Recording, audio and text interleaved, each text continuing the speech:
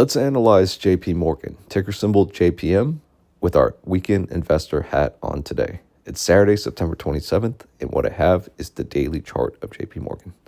You see the white arrow right here that I have is pointing at the 50-day moving average. I thought this was a great example of how a stock can respect the 50 MA and sometimes even trick us, right? In some ways, go through the 50 MA, but then retrace or reclaim and come back up. So let's take a look. So on the daily chart right here, what we're looking at is the orange line, and the arrow is currently pointing at the orange line, which is the 50-day moving average. As we zoom in a little bit more, you can see essentially this is it's on its way up, right? It pulls back, and then in the month of August, it starts to rest right here.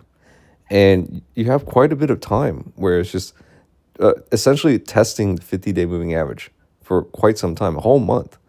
And going into the next month of September, which is this month, it sells down pretty hard and touches the 50 MA yet again.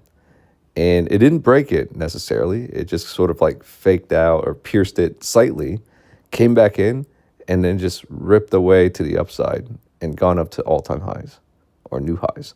So as you can see, it's not always perfect, but these are different scenarios that one will want to look at around the 50 MA to kind of get a feel and understand, right? Because sometimes it could flirt with the line and trick people or trick traders, investors, and just say, hey, like it's trying to go down. But essentially, it's really just that. Like, you'll have these fake outs that you have to anticipate, and if you can anticipate them and stay disciplined, you can do really well, in my opinion.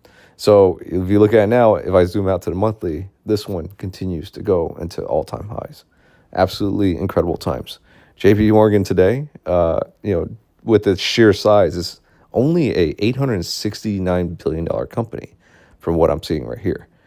In a world where you have trillion-dollar companies, I think this one is probably going to get a little bit bigger, or maybe a lot bigger. Let me know what you folks think.